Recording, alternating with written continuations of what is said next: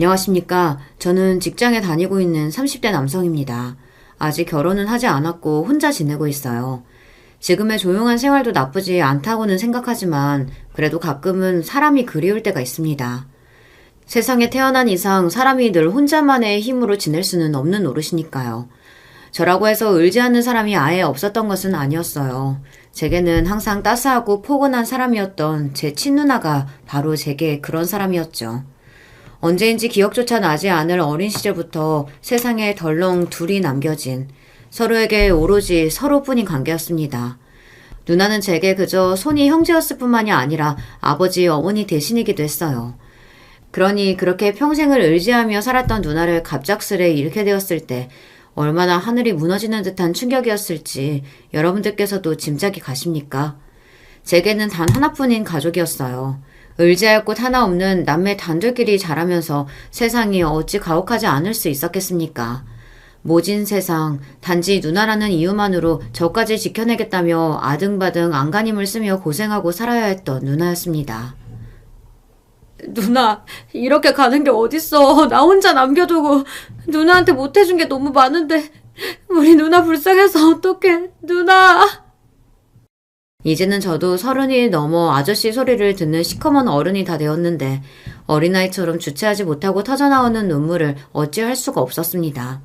아직 앞길이 창창한 누나인데 인생 활짝 펴보지도 못하고 허망하게 떠난 누나가 가엾고 또 가여워서 가슴이 찢어지는 듯 했습니다. 혹시 여러분들께서도 생각하지 못하게 갑작스럽게 소중한 가족과의 이별을 경험해 보신 적이 있으실까요? 누나가 떠나고 나서 한동안은 도무지 마음을 다잡을 수가 없어 정신을 못 차리겠더군요. 고아로 자라 어딜 가나 항상 천덕꾸러기 신세였던 저를 누나만큼은 항상 사랑으로 감싸주었습니다. 제게는 마음 놓고 의지할 수 있는 유일한 사람이었죠. 그런 유일한 존재의 부재라는 것은 실로 엄청난 상실감으로 다가오더군요. 평소에도 제가 누나에게 의지를 많이 하고 있고 우리 누나를 정말 많이 좋아한다고 스스로 생각하고 있었어요.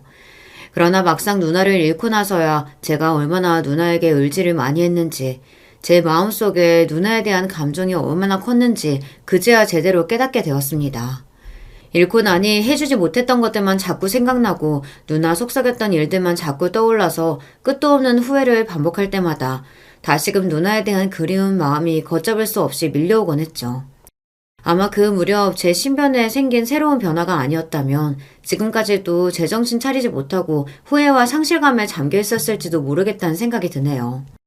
말씀드렸다시피 누나와 저는 어릴 적부터 부모님 없이 컸습니다. 제가 누나와 함께 저희 남매가 성인이 될 때까지 자랐던 보육원에 들어가게 된 게 제 나이 3살 때였습니다.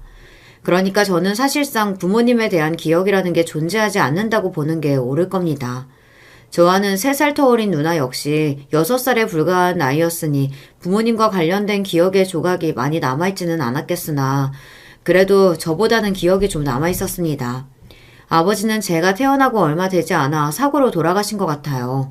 어렴풋한 어릴 적 누나의 기억으로 더듬더듬 설명한 바는 이랬습니다.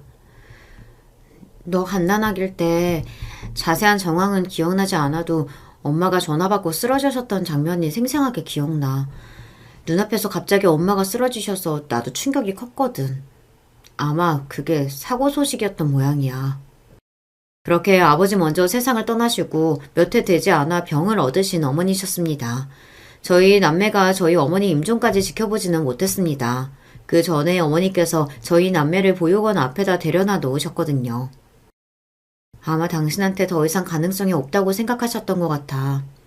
이건 나도 더 크고 나서 정황을 이리저리 짜맞춰가면서 생각해 본 건데 아무리 먼저 남편 앞세웠다고 하더라도 일가 친척 그 누구에게도 자식들 맡길 만한 사람이 없었으니 우리를 보육원까지 데려다 놓으셨겠지. 그때는 이제 아빠도 없는데 엄마까지 우리 두고 가버리는 것 같아서 너무 무서워서 엄마 붙잡고 막 울었었는데 지금 생각해보면 그것도 좀 후회돼. 그 살 날이 얼마 남지도 않은 가여운 분이 무슨 심정으로 자기 자식들을 보육원에 떼어놓고 오셨겠어. 가뜩이나 죄지는 기분이셨을 텐데 나까지 그렇게 가지 말라고 붙들고 울어댔으니 마지막까지 그 심정이 어떠셨을까? 차라리 그때 붙잡지 말걸. 나중에도 누나가 많이 후회했었어. 그걸 어떻게 6살 어린 나이에 누나 탓을 할 수가 있었겠습니까? 제가 이 이야기를 누나에게 자세하게 전해 듣게 된 게 사춘기 무렵이었습니다. 비록 보육원 선생님들께서 부모 없는 저희들을 어떻게든 제대로 키워주시겠다고 갖은 애를 쓰셨습니다만 다른 아이들이 태어날 때부터 당연하게 받던 부모 사랑 제대로 받지 못한 아이들이 어떤 사정에서든 부모의 버림을 받은 아이들이 상처가 없다면 그것도 말이 안 되는 이야기 아니겠습니까? 저 역시 유년 시절의 상처가 만만치 않았습니다. 특히나 어린 나이부터 온몸으로 겪게 된 세간의 편견과 차가운 시선에 참 많이도 마음을 다쳐야만 했습니다.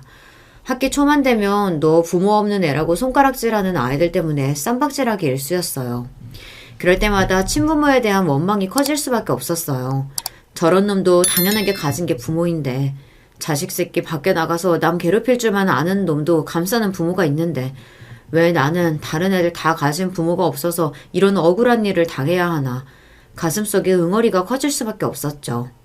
그걸 보다 못한 누나가 제가 이제 어느 정도 맑게 좀 알아듣겠다 싶었는지 제 친부모에 대해 이야기를 조금씩 들려주기 시작한 겁니다. 누나 나름대로는 가슴이 많이 아팠을 거예요. 어렴풋이나마 누나에게 부모님에 대한 기억이 남아있다고 말씀드리지 않았습니까? 훨씬 일찍 돌아가신 아버지야 그렇다 하더라도 어머니께서 홀로 남겨진 이후에도 저희 남매 어떻게든 키워보겠다고 고생하셨던 모습들, 그리고 그러다 병까지 얻어 생애 마지막까지 고통받으셨던 모습들을 기억하고 있는 누나였어요.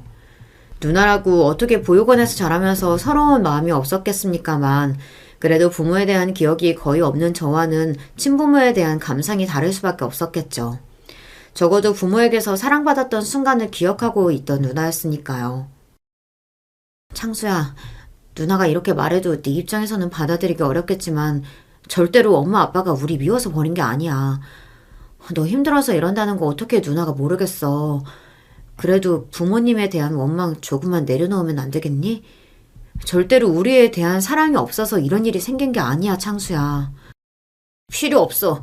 그렇다고 해서 지금 우리 처지가 바뀌는 것도 아니고 결과적으로 자식들 책임 못 진 거 맞잖아.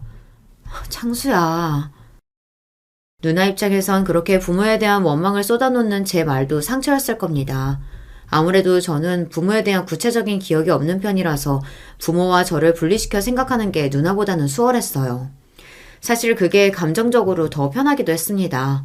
고아로 자라면서 받는 서름들에 대한 원망과 책임을 쏟아낼 대상이 필요했어요.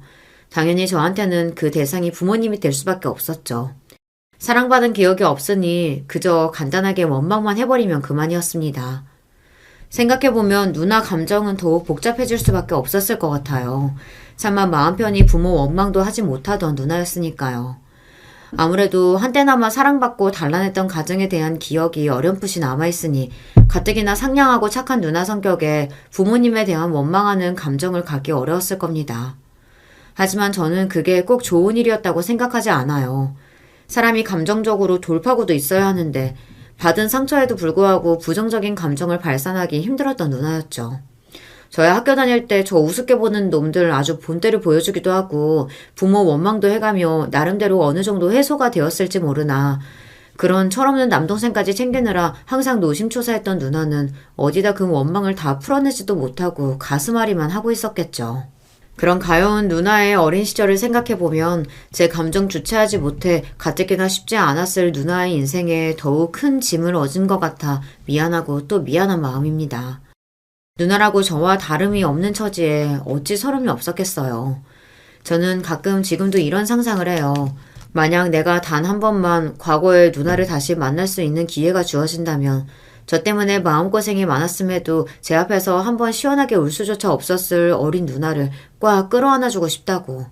누나도 어리광 부려도 된다고, 마음껏 울어도 된다고 그렇게 얘기해주고 싶어요. 함께 자랄 때는 누나가 저보다 머리 하나는 컸으니 항상 어른처럼 보였지만 나중에 나이 들고 그 시절 같이 찍은 사진들을 보니 누나도 그저 어린 틀을 벗지 못한 아이일 뿐이더라고요.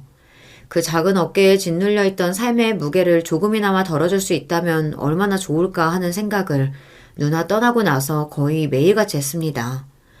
누나는 학교에서 모르는 사람이 없을 정도로 평판이 좋은 모범생이었어요. 원래 타고난 성격이 요란하지 않고 차분하게 성실하게 자기 일 잘하기도 했고 또 어린 제 본이 되어주기 위해 더 노력했던 것도 있었겠죠. 학교에서 박연수라고 저희 누나 이름을 대면 어떤 선생님이든 간에 입에 침이 마르도록 칭찬을 하시곤 했으니까요. 환경이 그렇게 쉽지 않은데도 항상 공부 열심히 하며 학급 친구들도 잘 도와주고 말썽 한번 안 피우고 친구들하고 잘 지내니 얼마나 기특한지 몰라. 아마 그런 누나의 동생이라서 제가 그렇게 크고 작은 사고를 쳤음에도 어느 정도 봐주셨었던 것일 수도 있을 거예요. 김창수 이놈 자식, 너희 누나 생각해서라도 이러면 안 돼. 누나한테 도움은 못 되더라도 고생까지 시키지는 말아야지. 어린 마음에 그런 선생님들 잔소리를 고깝게 들었으나 그래도 저 역시 누나가 다른 어른들한테 이리 칭찬을 받는 모범생이라는 사실은 싫지 않았습니다. 저처럼 모난 데가 없어서 친구들과도 잘 어울리고 반장을 도맡아 했을 정도니까요. 사실 반장까지 맡을 정도면 부모님 도움도 상당히 많이 필요한데 그걸 감수하고 반장 노릇을 했을 정도로 주변 친구들에게 신임이 두텁다는 뜻이기도 했으니까요. 누나라고 고아라며 얕잡아보고 업신여기는 애들이 없었겠습니까? 같은 상황을 겪은 제가 단언할 수 있는데 그런 말은 여러 번 듣는다고 해서 절대 인이 박히지 않습니다. 다시 들어도 서럽고 오히려 더 우라가 치밀어 오르죠. 그럼에도 불구하고 한 번을 사고 일으키지 않는 누나이니 누나가 얼마나 참고 살았을지 짐작이 갑니다. 3살 터울이니까 중고등학교 시절이 겹치진 않는다 하더라도 서로 붙어있는 학교에 나란히 진학했던 저희 남매이기 때문에 항상 누나에 대한 평판이 제게 들려왔습니다. 특히 누나 담임을 맡았던 선생님이 제 담임을 이어받아 맡기도 하셨죠. 지금도 제 인생의 은인이라고 할 만한 분이십니다. 제가 사고 칠 때마다 저희 누나와 함께 같이 용서를 빌고 저 잘되기만을 바라셨던 분이셨어요. 창수야, 지금은 네가 보기에 누나가 한참 어른 같아 보이겠지만 나중에 돌이켜 생각하면 누나도 그저 어린 여학생이었다는 걸 너도 알게 될 거야. 선생님이 너희 같은 환경에서 자라온 게 아니니 네 심정이 어떨지를 함부로 판단하고 얘기해선 안 되겠지. 하지만 너희들끼리는 서로 평생을 의지하며 지낼 사이잖니. 연수가 창수 네 걱정 많이 해. 연수한테 너만큼 중요한 사람도 없을 거야. 그러니까 그런 누나 생각해서라도 화나는 일 있더라도 눈 딱 감고 누나를 위해서 한 번만 참아줄 수는 없겠니? 그렇게 가여운 저희 누나 생각해서 제게 진심 어린 조언을 해주셨던 담임 선생님 때문이었는지 항상 제 옆에서 하나 있는 남동생 엇나갈까 싶어 노심초사했던 누나 때문이었는지 아니면 그때는 어지간히 세상에 한풀이 할 만큼 해서 제정신 차릴 때가 되어서였는지 모르겠지만 어찌됐든 학창시절의 제 방황도 그 정도에서 마무리되었습니다. 저도 제 성질을 못 이겨 받아칠 때마다 그 수습한다고 누나가 머리 숙이는 모습을 더는 보고 싶지 않기도 했고요. 그렇게 제가 눈에 띄게 조용히 학교 생활을 하기 시작하자 반색을 하시는 담임 선생님과 누나였어요. 우리 창수 정말 기특하다. 예전처럼 다른 애들하고 싸움도 안 하고. 아 뭐래. 그런 유치한 놈들한테 일일이 대응해주는 거 피곤해서 그만둔 것뿐이야. 그래도 그러니까 더 장하지. 곧 대입을 앞두고 있는 누나였습니다. 가뜩이나 대학 보내줄 부모도 없는 상황에서 자기 힘으로 대학 진학할 꿈을 품고 잠잘 시간 줄여가며 공부하는 누나였어요. 제 주제에 누나에게 대단한 도움은 줄 수 없다고 하더라도 적어도 누나 꿈 이루는데 방해물이 되고 싶지는 않았습니다. 그 무렵 제가 정신을 차렸던 것도 그러니 결국은 누나가 저 챙긴다고 고생만 하지 말고 자기 인생 위에 할 수 있는 것들을 다 해봤으면 하는 마음에서였을 겁니다. 비록 그때는 아직 어리고 덜 여물어서 그런 누나에 대한 진심을 저 스스로도 제대로 깨닫지는 못했지만 말이에요. 어찌되었던 누나만큼 저를 아껴주고 제게 잘해주는 사람은 없었습니다. 한창 제가 말 안 듣고 말썽 피웠을 때도 누나 곁에 있을 때가 가장 편한 저였어요. 저희 누나야 특별한 일 없으면 항상 하는 일이 똑같았습니다. 보육원 동생들 챙겨주는 시간 제외하고는 모조리 공부에 시간을 쏟는 누나였으니 자연스럽게 옆에 붙어 앉아 있는 저도 책 한 줄씩 읽게 되더라고요. 그래도 남매 둘이 공부머리가 나쁜 편은 아니었는지 뒤늦게 정신 차려 더듬더듬 누나 공부하는 옆에서 기초 문제를 풀기 시작했음에도 진도 따라잡느라 크게 고생하지는 않았습니다. 누나는 이제 철이 들어가는 남동생이 스스로 공부까지 시작하니 그게 그렇게 기특한 모양이었어요. 창수야, 그러지 말고 뭐라도 하나 모르는 거 있고 헷갈린다 싶으면 누나한테 바로 물어봐. 누나가 다 가르쳐줄게.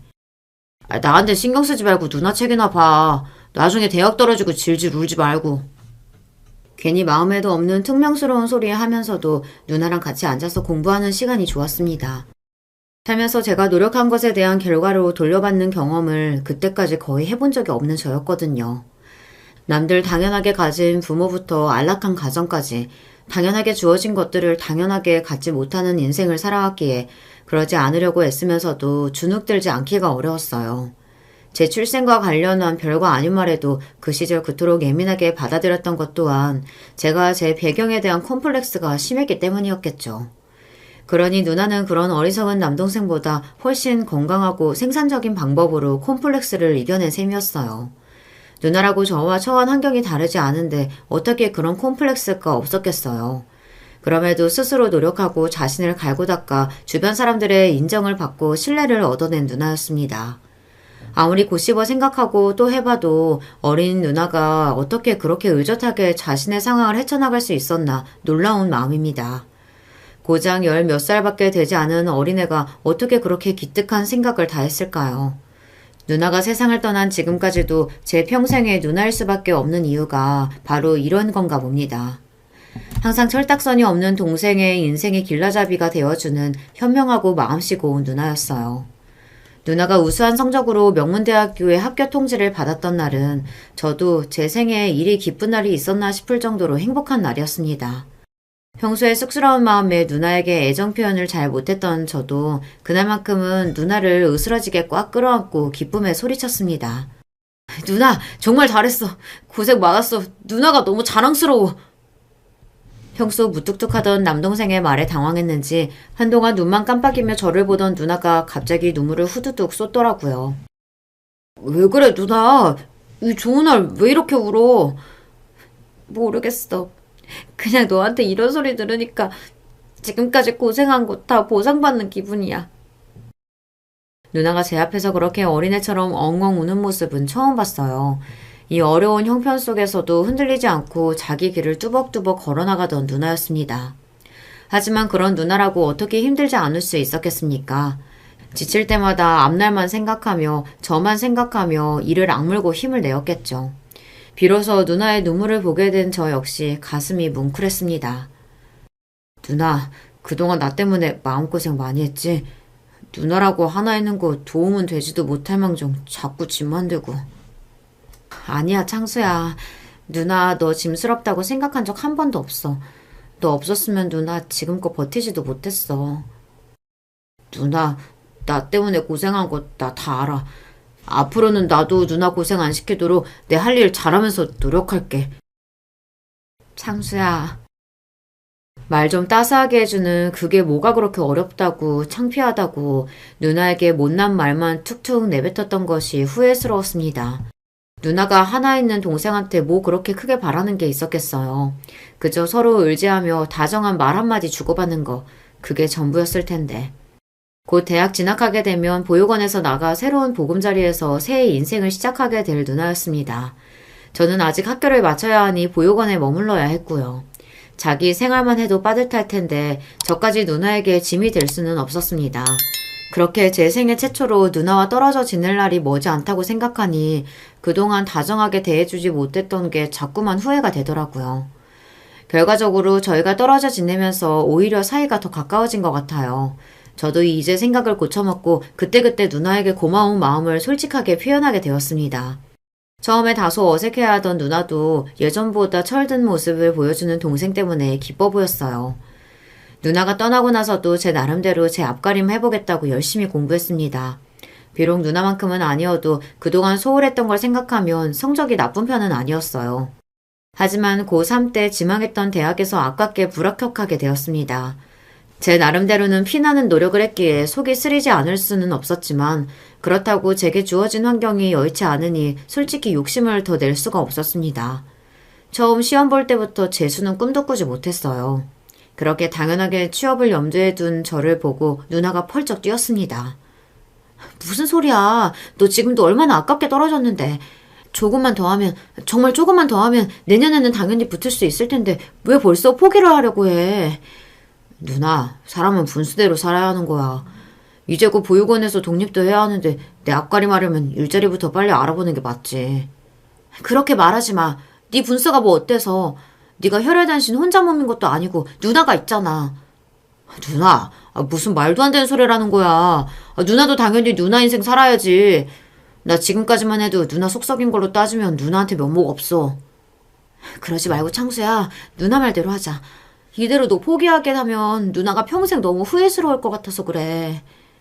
저는 절대 누나 신세 질 수 없다. 누나는 그게 형제끼리 무슨 신세냐. 너 잘 되면 내가 배로 뜯어낼 거라며 한참을 옥신각신한 끝에 결국 제가 먼저 백기를 들게 되었습니다. 누나에게 차마 염치가 없어 그리 말하기는 했습니다만 저라고 어떻게 대학 가고 싶은 욕심을 그렇게 쉽게 버릴 수가 있었겠어요. 하지만 누나는 처음부터 저를 포기하게 만드는 것은 선택지에도 없었다는 듯 당차게 앞으로의 계획을 줄줄 외기 시작했습니다. 좀 좁기는 해도 어차피 지금 누나 구해놓은 자취방 있으니 너 거기 들어오면 되고 누나 방학 때부터 과외 늘리기로 했으니까 너 학원비든 교재비든 필요한 거 그걸로 하면 돼. 누나 지금 가해하는 집 학생 성적도 많이 올려줘서 과외비도 많이 올랐다? 그러니까 너 걱정할 거 하나도 없어. 누나 고마워. 내가 진짜 죽었다 생각하고 이 악물고 공부해서 꼭 합격할게. 합격해서 좋은 직장 들어가서 누나한테 다 갚을게. 그렇게 염치 없지만 제 재수 생활이 시작되었습니다. 저 뒷바라지 한다고 고생하는 누나 생각해서 공부하는 와중에도 집안 살림과 식사는 제가 도맡아 준비했습니다. 너 이런 것 좀 하지 말라니까. 공부만 하라니까 그러네. 하루 종일 앉아있으려니까 엉덩이뼈가 아파서 그래. 잘말 말고 얼른 손 씻고 나와서 앉아. 밥 씻겠어. 그렇게 좁은 자취방에서 누나와 밥 나눠 먹으며 함께 지내는 생활이 펑 마음에 들었습니다. 어릴 때는 그렇게나 누나 말 안 듣고 애를 먹였는데 서로 고생하는 게 안쓰럽고 애틋해서 자꾸만 더 챙겨주고 싶다 보니 싸울 일이 없었습니다. 애초에 누나야 저한테 싸움 걸어올 성격도 아니고 저만 마음 돌려 먹으면 갈등 생길 일도 없더라고요. 단 하루라도 누나 고생 빨리 끝내주고 싶다는 마음에 정말 피를 토하는 심정으로 공부했어요. 이건 제게도 인생에 주어진 마지막 기회라고 생각했습니다. 결국 1년의 재수생활 끝에 저는 처음 목표했던 지망대학에 합격할 수 있었어요. 심지어 첫 수능 때보다 성적이 월등하게 올라서 부분 장학금까지 노릴 수 있게 되었어요. 우리 창수 정말 장하다. 누나는 너 해낼 줄 알았어. 누나, 이거 다 누나가 만들어준 거야. 내가 누나 아니었으면 어떻게 재수할 생각을 꿈이나 꿀 수 있었겠어. 다 누나 덕이야. 몇 년 전만 하더라도 제가 그런 좋은 대학의 학생이 될 수 있으리라고는 상상도 못했습니다. 아닌 게 아니라 정말로 누나 덕에 가능한 일이었어요. 비록 제게 고아로서 서러운 인생을 살게 만들었다며 평생을 원망했던 부모님이었지만 제게 부모님 대신 누나를 남겨주고 가셨다는 생각에 평생 원망만 했던 부모님께도 처음으로 감사한 마음이 들 정도였습니다. 끝내 저를 포기하지 않고 이끌어준 누나 덕에 사람 노릇하고 살게 된 저였습니다. 대학 진학 이후로는 환경도 그렇지만 제 성격도 많이 바뀌게 되었어요. 제가 노력해서 스스로 제 인생을 바뀔 수 있다는 경험은 실로 굉장한 자산이었습니다. 그전까지는 자존심 부리고 소극적이었던 태도도 적극적으로 바뀌었어요. 비록 누나나 저나 둘 다 넉넉한 형편이 아니니 대학생활 내내 끊임없이 아르바이트하면서 쪼들리는 경제 상황에 학교를 다녀야 했음에도 그 안에서 나름대로 누릴 수 있는 건 누리고 의욕적으로 살려고 노력했습니다. 그래도 명문대생 타이틀을 달고 나자 누나 소개로 과외 자료도 소개받게 되고 저 재수할 때와는 비교조차 할 수 없을 정도로 사는 형편이 나아졌습니다.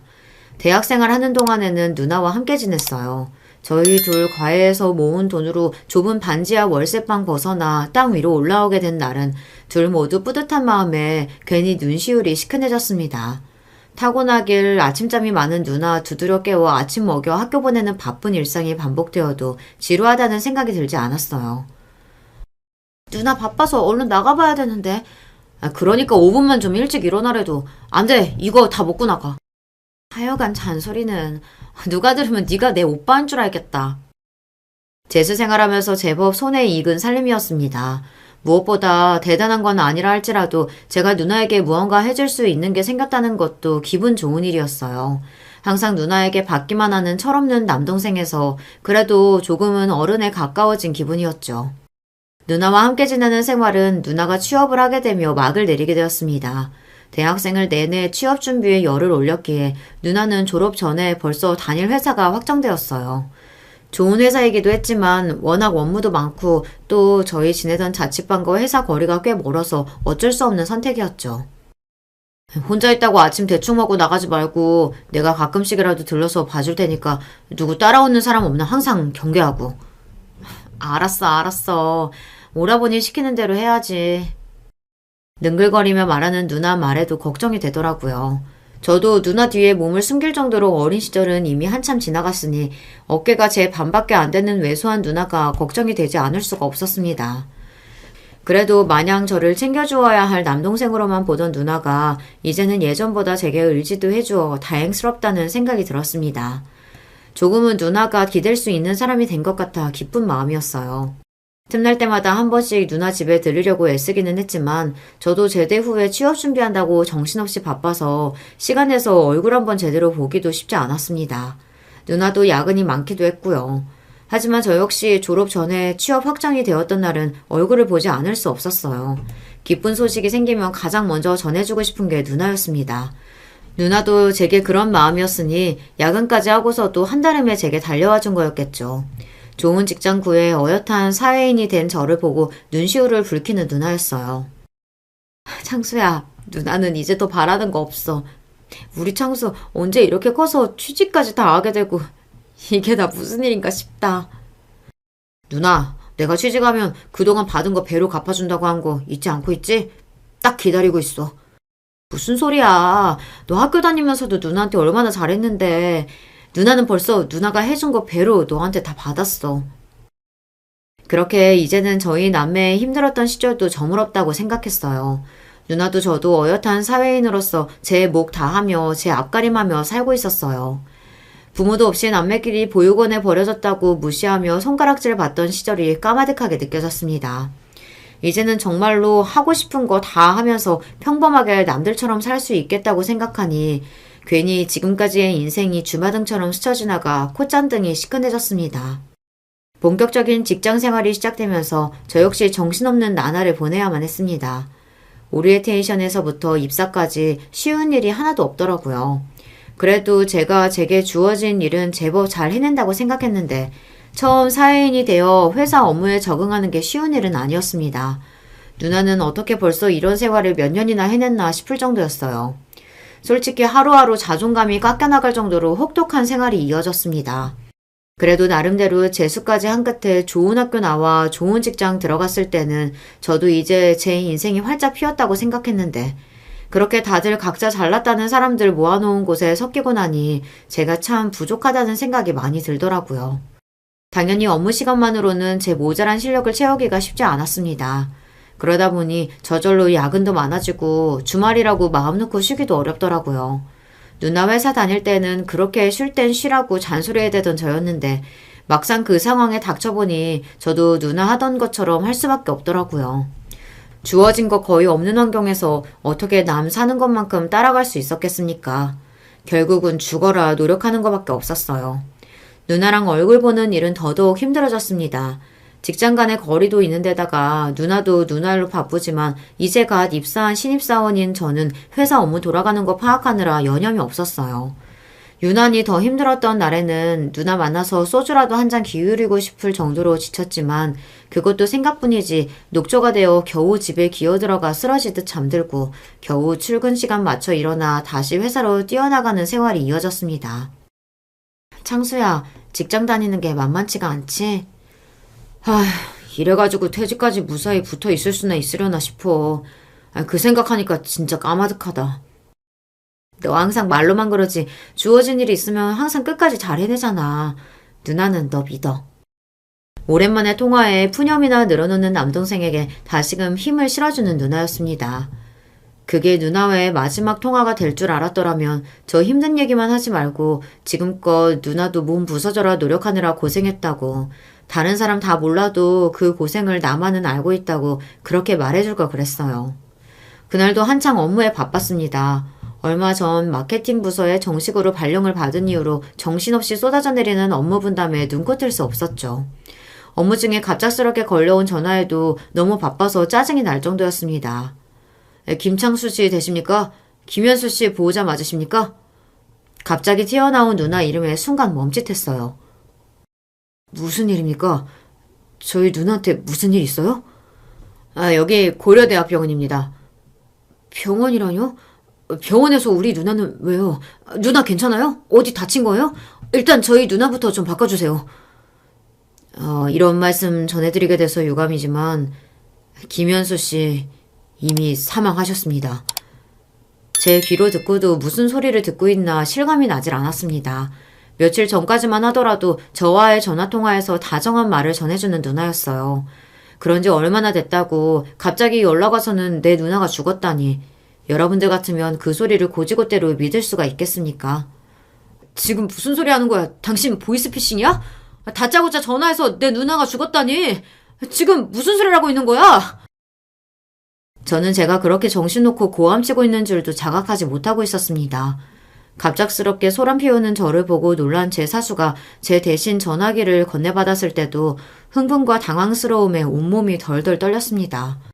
옆에서 웅얼웅얼 오가는 사수와 병원 관계자의 목소리가 마치 꿈처럼 느껴졌어요. 장수씨, 정신 차려. 지금 바로 병원으로 가야지. 병원으로 향하는 택시 안에서도 도무지 몸의 떨림을 멈출 줄을 몰랐습니다. 아닐 거야. 설마 아닐 거야. 말이 안 되잖아. 우리 누나가 뭐 때문에 죽어. 그러면 안 되지. 세상에 이럴 수는 없는 거야. 우리 누나가 지금까지 오느라 얼마나 고생을 했는데 이제 좀 살만해졌는데 이러면 안 되는 거야. 속으로 부정하고 또 부정하는 동안 택시는 병원 응급실 앞에 도착했습니다. 의료진의 안내에 따라 차디찬 영안실로 내려가면서도 제발 내가 꿈을 꾸고 있는 것이겠거니 당장 이 악몽에서 깨어나라고 속으로 저 스스로에게 소리를 질렀습니다. 하지만 이런 제 바람을 비웃기라도 하듯 이미 싸늘한 주검이 되어 굳게 눈을 감고 있는 누나 모습을 보고 그만 그 자리에서 털썩 주저앉아버리고 말았어요. 누나, 대체 여기서 왜 이러고 있어? 일어나, 누나, 나 창수야. 누나 제발 눈 좀 떠서 나 좀 봐봐, 누나. 동생이 이렇게 목청이 다 터져나가도록 누나를 부르는데도 대꾸 없는 누나였어요. 제가 부르면 항상 다정하게 제 이름을 불러주던 누나였습니다. 절대로 저를 외면할 누나가 아니었어요. 그런데 누나에게서 대답이 돌아오지 않았습니다. 미칠 것 같은 심정에 부여잡은 누나의 손이 너무나 차가워서 그만 소름이 끼쳤습니다. 안 돼, 누나. 그렇게 누나가 짧은 생을 마감하고 세상을 떠났습니다. 외근에서 돌아오던 길에 무려 대낮에 음주운전 뺑소니에 당해 사고를 당했다는 누나였어요. 응급실 도착한 바로 직후에 가다출혈로 사망했다고 했습니다. 안 돼. 이럴 순 없어. 우리 누나가 왜 여기서 이러고 누워있어야 돼? 안 돼! 누나, 내 사랑하는 누나, 평생을 부모 없이 남동생 건사한다고 고생만 했던 우리 누나 불쌍해서 어떡해요. 어떻게 사람 인생이 이럴 수가 있나요? 남에게 해 끼칠 줄 모르고 착하게만 살아왔던 누나였습니다.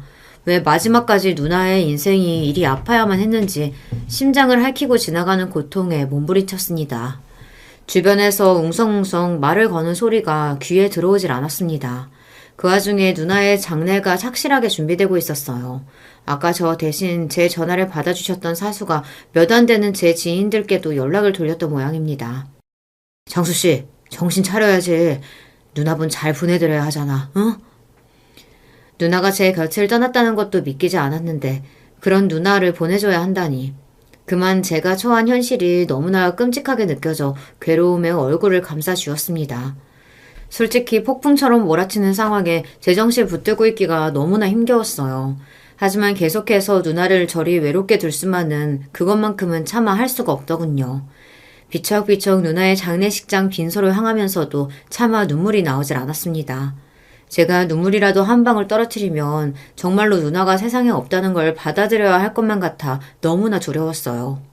그때였습니다. 누나 장례식장 앞에 웬 낯익은 노인이 한 분 서 계셨어요. 그 경황이 없는 와중에도 그분이 제가 다니는 회사의 회장님이라는 것은 알아봤습니다. 오리엔테이션 때부터 지겹도록 온갖 자료에 박혀있던 얼굴이었으니까요. 그 경황이 없는 와중에도 자다가 깨어 튀어나올 수 있을 정도로 지겹게 연습했던 관등 성명이었기에 반사적으로 인사가 튀어나왔습니다. 안녕하십니까. 마케팅 부서 김창수 사원입니다. 갑자기 뒤에서 나타난 제 인사에 회장님이 당황하신 것 같았습니다. 저도 인사를 해놓고 나서도 기가 차더라고요. 누나가 세상을 떠났다는 이 와중에도 내 회사 회장 알아보고 허리를 굽히고 있다니 순간 모든 게 허탈하게 느껴졌습니다.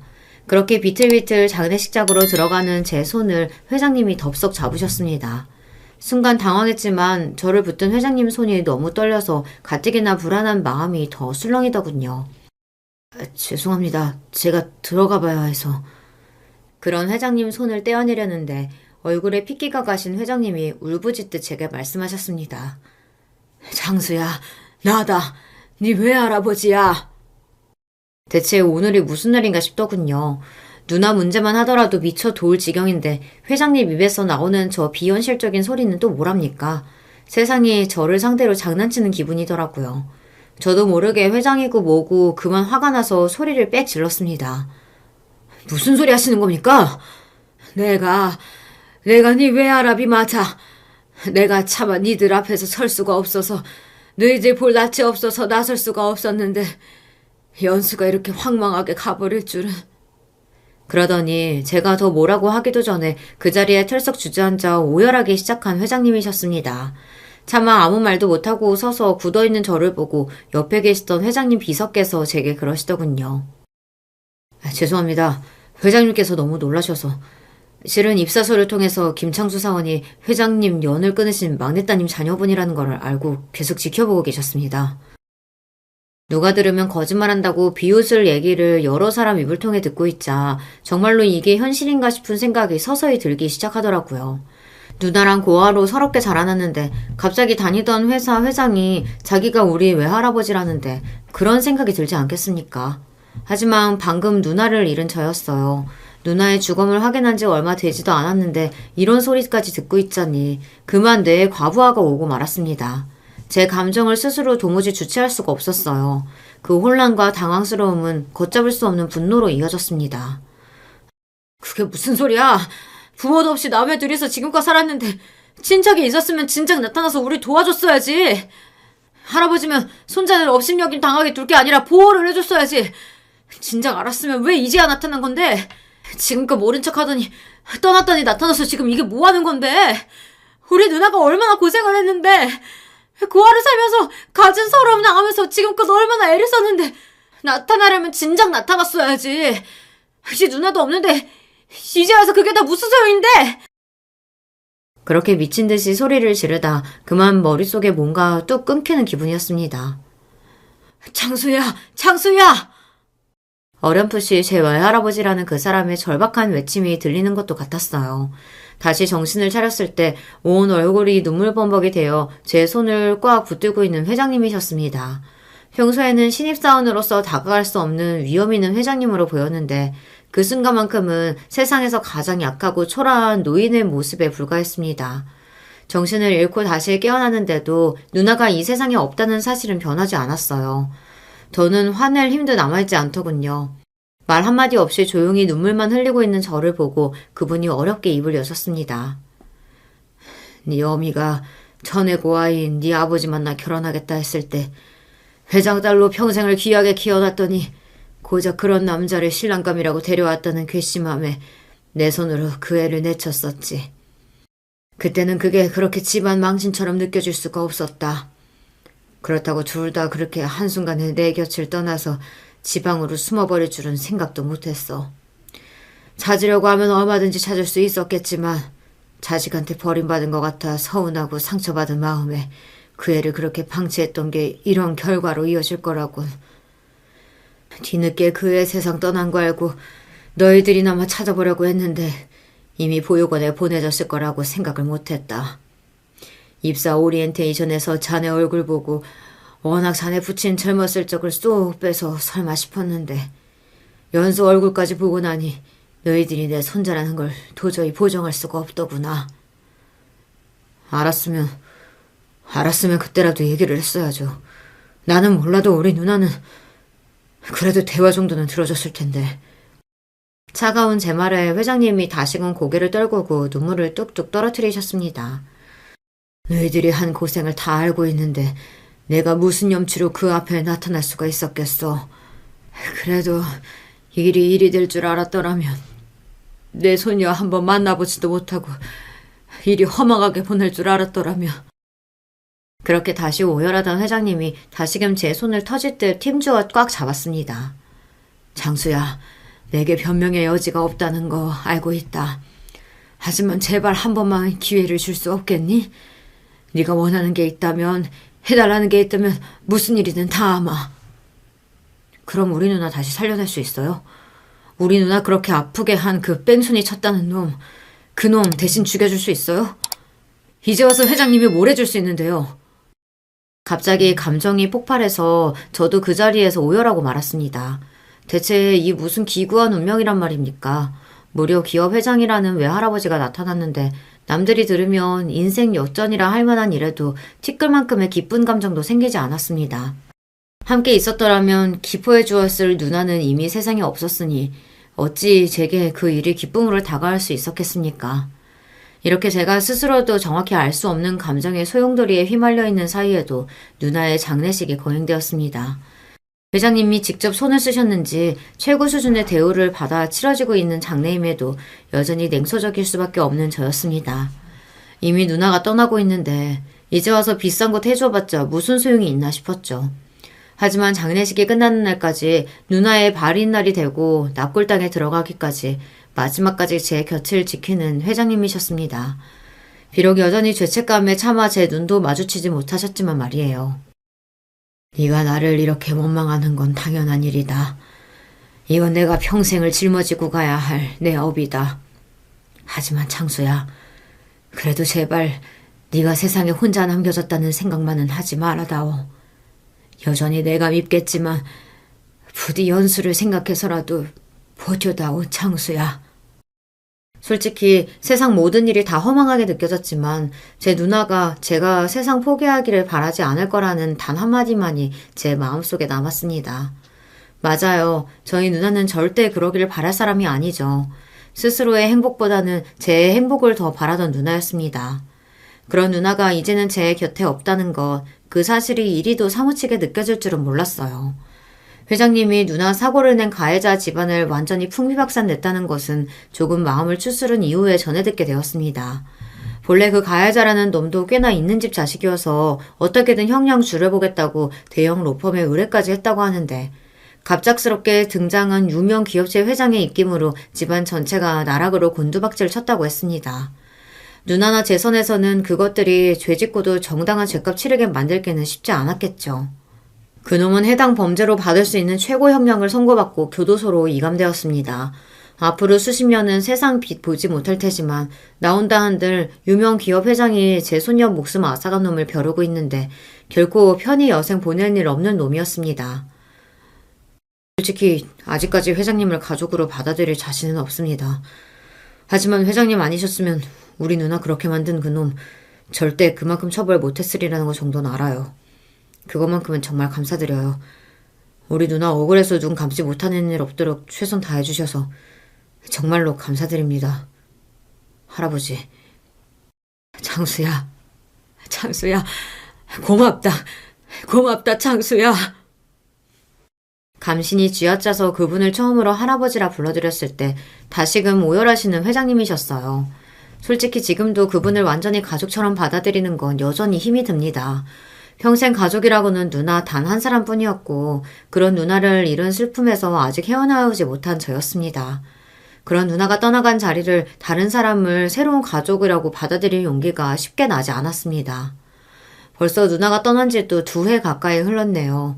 제가 근무하던 기업 회장 외손자라는 사실을 알게 되었다고 해서 제 인생이 역전되거나 하는 일은 일어나지 않았습니다. 저도 여전히 일반 사원으로 회사에서 근무하고 있어요. 조심스레 자리를 권유하는 회장님 제안은 단호하게 거절했습니다. 이제 와서 이 회사 회장 손자랍시고 시끄러운 일 겪고 싶지도 않고 제 신분은 철저히 비밀로 해달라고 말씀드렸어요. 그렇다고 해서 저희 사이에 아무런 진전도 없었던 것은 아니었습니다.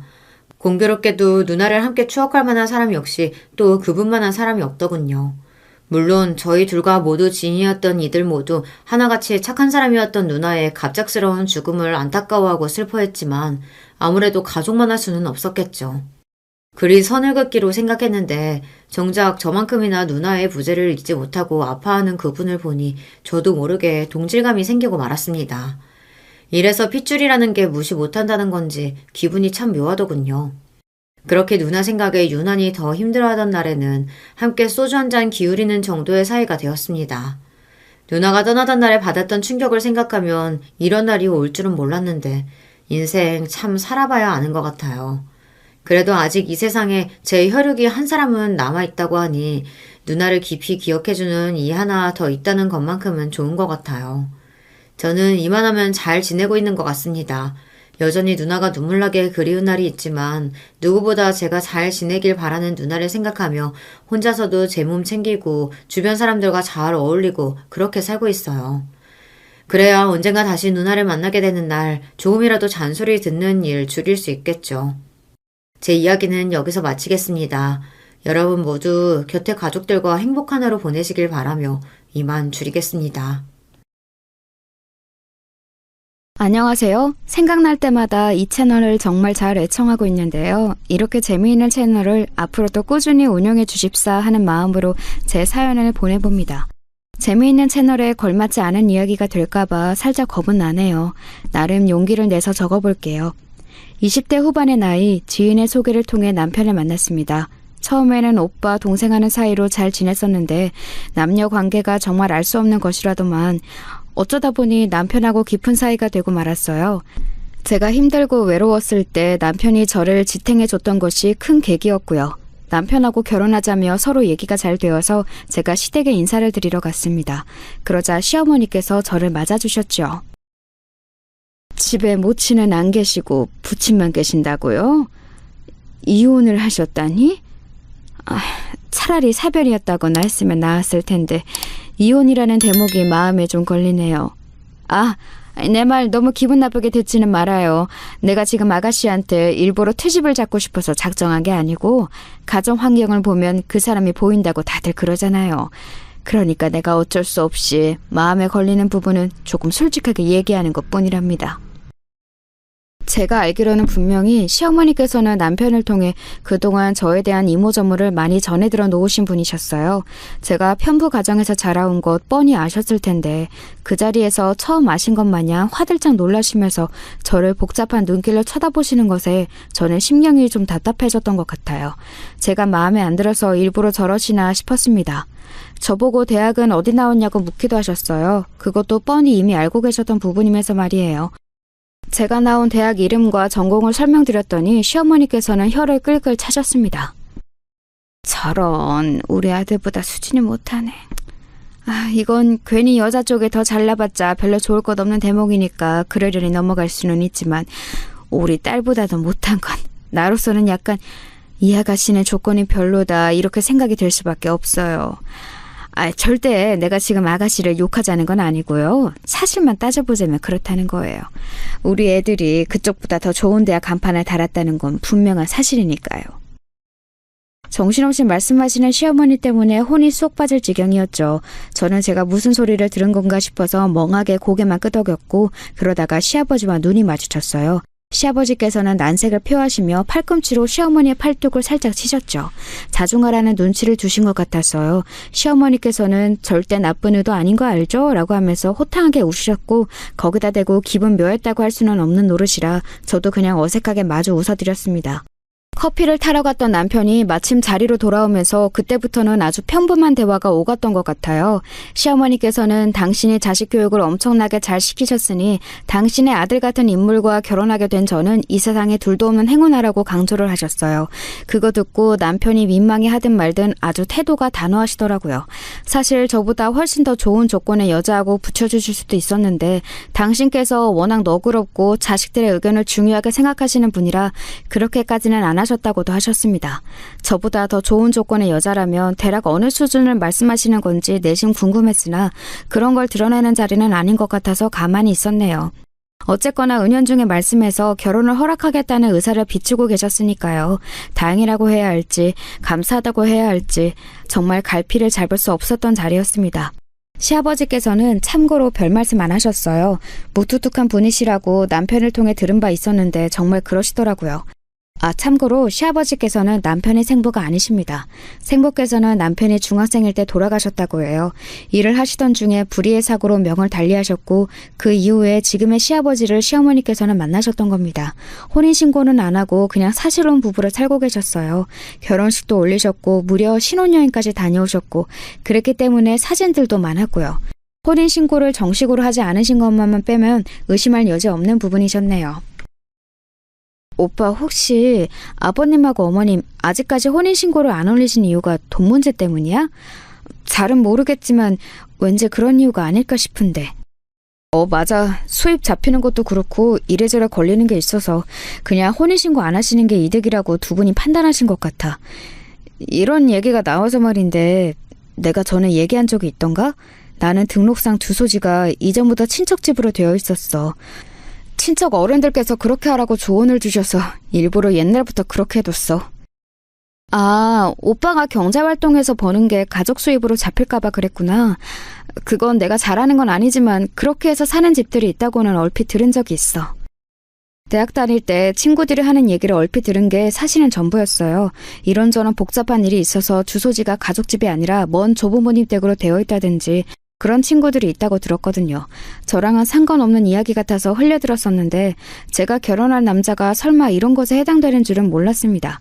저는 위로 나이 차이가 꽤 나는 친언니가 있는데 친정 부모님이 일찍 이혼을 하셨기 때문에 거의 외동처럼 자라왔습니다. 언니는 엄마와 저는 아빠와 사는 걸로 정해졌었으니까요. 엄마는 재혼을 하시면서 언니와 외국으로 떠나셨습니다. 그래서 1년에 한두 번씩 전화통화를 하는 게 전부였고 얼굴은 못 보고 계속 살아왔네요. 사실상 외동인 저와는 반대로 남편은 3남매입니다. 위로는 아주버님이 계시는데요. 어렸을 때부터 살짝 또래보다 발달이 느리셨다고 해요. 그래도 내 기억에는 조금 더딜 뿐이지 우리 형이 많이 모자란 사람은 아니었어. 의사소통도 잘 됐었으니까. 그런데 학교에서 나쁜 놈들을 잘못 만나는 바람에 상태가 더 안 좋아졌던 것뿐이야. 지금도 그때를 생각하면 이가 갈려. 우리 형이 그렇게 되고 나서 친아버지께서는 상심하셔서 일을 더 하시고 돈을 조금이라도 더 버셔서 가족들을 위하겠다고 하시다가 어느 날 사고로 돌아가신 거였고 지금 이렇게 덤덤하게 이야기하는 것도 신기하다. 당시에 우리 가족은 정말 죽을 정도로 힘들었던 것 같아. 지금도 뭔가 정신이 불편한 사람들에 대해 우리 사회가 너그럽지 못한데 과거에는 오죽했을까요? 아주버님께서는 학교에서 아주 못된 놈들을 만나셨고 괴롭힘을 당하시다가 어느 날 학교 계단에서 크게 구르시면서 머리를 다치시는 바람에 그 이후로 상태가 더 나빠지셨다고 해요. 아주버님이란 존재 때문에 시어머니께서는 가슴 한켠에 늘 죄스럽고 주눅들고 그런 것들을 담아두고 사셨는데 그런 티를 겉으로 내지 않으려고 억지로 노력을 하시다 보니까 억척스럽고 남의 시선에 과도하게 반응하시고 남이 당신을 공격할까봐 먼저 받아칠 준비부터 하시고 상처 안 받는 척 하시고 그런 분으로 점차 변해가셨다고 남편이 말을 해주었습니다. 아주버님은 간단 명료하게 말해서 장애인이셨죠. 어렸을 때는 아니었으나 나중에 정식으로 장애 등급도 받으신 분이었고요. 장애인을 형제로 두었으니 남편은 악착같이 노력하며 정신 팔지 않고 늘 성실하게 살았다고 합니다. 남편의 여동생 3남매의 막내도 마찬가지였다고 해요. 제 시누이 말입니다. 이건 아마 여성분들은 대다수가 공감을 하실 텐데 엄마와 딸은 가장 애틋하면서도 애증이 가득한 관계죠. 저도 제 생모와 함께한 세월은 짧았을지언정 엄마하고만 같은 여자끼리 공유할 수 있는 감정들이 있었습니다. 남편을 사고로 잃고 장남은 장애인, 차남은 집안의 새로운 기둥. 그러면 이 상황에서 시어머니께서 누구에게 신세한탄을 하셨겠나요? 당신의 딸, 제 시누이밖에는 상대가 없었죠. 그래서 시누이가 어렸을 때부터 마음고생을 엄청나게 했다고 들었어요. 이리저리 치이면서 너는 공부할 필요 없으니까 네 오빠들한테 잘하기나 해라. 집안일이나 열심히 해라. 남자 잘 잡아서 시집 빨리 가라. 이런 소리만 줄창 시어머니로부터 귀 따갑게 들어왔던 시누이. 그런 자기 여동생의 고충을 남편은 모른 척 했었다네요. 왜냐하면 자기 딴에는 자기만의 고민들이 있었으니까요. 그런데 다 잘하고 보니까 여동생이 너무 많은 짐을 지게 했던 것이 미안하게 생각했다고 합니다. 만약에 내가 우리 엄마한테 그런 소리 다 듣고 자랐으면 크고 나자마자 무조건 독립하고 집은 쳐다도 안 봤을지 몰라. 그런데 내 여동생 그럼에도 내가 엄마 안 챙기면 누가 챙겨 이러면서 아직도 우리 엄마한테 제일 잘해. 계절마다 우리 형 옷 입는 거 새로 사는 사람도 여동생뿐이야. 자기 오빠보다 낫지. 제가 보기에는 시어머니께 아픈 손가락은 아주버님, 예쁜 손가락은 남편, 그리고 그냥 달려있는 손가락이 시누이 같았는데 그래도 신우이가 시어머니께 잘하더라고요. 덩치는 작은데 야무지고 단단한 기운이 넘치는 사람이었죠. 이런 표현은 좀 신뢰가 될 수도 있지만 딱 보면 허투루 낭비를 안 하고 절약정신 투철하게 발휘할 것 같은 인상이었습니다. 실제로도 그랬지만요. 그런데 참 특이하게 시어머니께서는 당신의 딸과 달리 은근히 허세가 있으신 분이었습니다. 이런 걸 허세라고 해야 하는지 아닌지는 모르겠지만요. 결혼 전에 있었던 어떤 날을 예시로 들어보자면 이러했습니다. 친정아빠에게 제가 어느 날 연락을 받았었어요. 지인분이 강원도에 별장을 하나 두신 게 있는데요. 가을에 가서 놀려고 그분이 바베큐 장비를 새로 들여놓으시고 만반의 준비를 다 하셨는데 집안에 일이 생겨서 일정이 어그러졌다고 합니다. 친정아빠는 그 지인분과 통화를 하시다가 그 이야기를 들으시자마자 제 생각이 나신 거예요. 그럼 우리 딸이 가서 놀아도 되냐고 물어보셨다고 합니다. 흔쾌히 그냥 두면 아까우니 가서 써라 하는 답변을 들으셨고요. 그래서 제가 남편에게 이 이야기를 했습니다. 그랬더니 남편이 다 같이 가서 놀면 좋겠다며 반색을 했다가 살짝 표정을 굳히더니 이런 사족을 덧붙였어요. 우리 부모님께는 그냥 좋은 기회가 생겨서 그곳을 아주 저렴하게 빌렸다고 하는 걸로 그렇게 하자. 아, 오빠가 왜 그렇게 하자는지 왠지 알 것 같기는 한데 그래도 이유를 물어봐도 될까? 장인어른 지인분 소유라고 하면 분명히 얘기가 복잡해질 거야. 특히 우리 엄마가 어떻게 시끄러운 반응을 보이실지. 그러니까 지금은 별말 안 하는 걸로 해. 남편이 진중한 표정으로 그렇게 말을 하는데 굳이 안 따를 이유가 없어서 알겠다고 했어요. 넓은 별장에 시댁 식구들과 함께 놀러 갔습니다. 참고로 친정아빠는 그때 정형외과 진료를 다니고 계셔서 참석 의사가 없으셨고요. 생각했던 것보다 별장이 너무 멋져서 친정아빠를 향해 감사한 마음이 들던 와중이었어요. 주변 경관을 둘러보시며 근엄하게 뒷짐을 지신 시어머니께서 이렇게 말씀하셨습니다. 나도 사실은 이렇게 살 수 있었어. 아니, 지금도 마음만 먹으면 이런 곳에 와서 지내도 돼. 유유자적하게 살 수 있지. 하지만 내가 워낙 도시 여자라서 도시 생활이 너무 잘 맞아서 그러고 사는 것뿐이야. 네? 네, 그렇군요. 어머님이 그러셨군요. 제가 봐도 어머님은 도시하고 어울리는 것 같아요. 당연하지. 나는 얼굴부터가 화려하지만 외로운 도시의 인상이 있잖아. 에휴, 이런 별장? 펜션? 에라이, 아무것도 아니야. 언제든지 마음만 먹으면 이런 곳에 와서 살 수 있어. 결심하게 따라 달렸을 뿐이지. 아련하게 그러시길래 저는 대체 어떻게 장단을 맞춰드려야 할지 몰라서 차라리 얼른 일을 하는 쪽을 택했습니다. 바비큐 준비에 돌입하였죠. 하지만 시어머니께서는 영문모를 타령을 늘어놓으시는 걸 멈추지 않으셨습니다. 불판에 올려지는 고기가 제주도 흑돼지라는 걸 들으시더니 피식 웃으시며 갑자기 제주도 이야기를 시작하셨어요. 제주도? 그래, 거기도 나쁘지 않지. 내가 마음만 먹으면 제주도 정도는 앞마당 삼아서 살 수도 있지. 그냥 그러지 않은 것뿐인 거야. 신우이가 고심해서 좋은 고기를 사온답시고 그걸로 마련해온 것이었는데 고기 칭찬은 안 하시고 웬 제주도살이에 대한 말씀을 늘어놓으셨습니다. 저는 참고로 남편과 둘이 신혼여행을 제주도로 다녀왔어요. 왜냐하면 가까운 게 가장 큰 이유였죠. 저나 남편이나 그런 것에서는 성향이 비슷했거든요. 저희 신혼여행 이야기도 결혼하시면서 시어머니께서는 이상한 점을 안타까워하셨어요. 일본도 가깝고 대만도 가깝지. 굳이 제주도로 가지 않고 일본이나 대만 같은 외국을 가는 것도 나았을 거야. 일본, 대만 두 나라는 완전히 문화가 다르니까 어디를 고를지 선택하는 재미도 컸을 텐데. 그러거나 말거나 어차피 시어머니께서는 돈 한 푼 보태주지 않으셨을 거예요. 그러실 만한 여력도 없으셨고요. 그런데 대체 그런 말씀은 왜 하시는지 의문이었습니다. 제가 의문스럽게 고개를 갸웃하다가 저도 모르게 이런 소리를 하고 말았어요. 그런데 두 나라의 문화는 비슷한 점이 많아요. 두 나라 다 섬이잖아요. 그런 큰 공통점이 있고 대만이 워낙 일본의 영향을 꽤 받았어요. 그래? 그렇구나. 근데 너 왜 아는 척을 하니? 나를 가르치고 싶어서 그래? 너보다 더 많이 배운 우리 애들도 지금 가만히 있는데. 남편하고 신우이는 각자 다른 거 하느라 지금 이쪽 대화에 집중하고 있지도 않았어요. 저는 황당했고 억울했지만 그냥 주제 넘어서 죄송해요 라고 짧게 답하고는 말았습니다. 이제부터 입을 다물고 있을 작정이었어요. 하지만 제가 입을 다물어도 시어머니께서는 입을 다물지 않으셨습니다. 너 일본하고 대만에 대해서 그렇게 잘 알면 옛날에 그 나라들에서 유명했던 가수들도 잘 아니? 나는 다 아는데. 내가 옛날부터 그런 문화들도 다 꿰고 있던 사람이야. 내가 되게 세련됐었거든. 나는 사실 가수가 될 수도 있었어. 넌 이건 몰랐지? 그런 사실을 제가 되간절 어떻게 한단 말입니까? 이상하게 시어머니와 대화를 하면 쉽게 정신이 혼미해지는 기분이라서 그때도 저는 멍하게 입을 벌린 채 그저 고개만 끄덕여들었어요. 시어머니께서는 의기양양한 미소를 달고 진위 여부를 알 수 없는 내용을 이어가셨습니다. 나한테 가수하자고 제의가 왔던 건 셀 수도 없을 정도였고 패션이 워낙 받쳐준다고 스타일이 너무 멋지다고 방송 일을 같이 해보지 않겠냐고 이런 소리도 꽤 들어봤어. 아, 그리고 요새 아침 방송에 나오는 남자 아나운서 누군지 아니? 고개는 왜 도리도리해? 설마 몰라? 아휴, 아무튼 그이가 예전에 살던 동네에서 나하고 이웃하고 지내던 사람의 육촌 동생이야. 뭘 제대로 먹기도 전이었는데 이상하게 속이 얹히는 기분이 들었습니다. 시어머니께서는 왠지 제가 감당하기 어려우신 분인 것 같았어요. 그저 저희 시어머니이시기 때문만이 아니라 다른 여러모로 말입니다.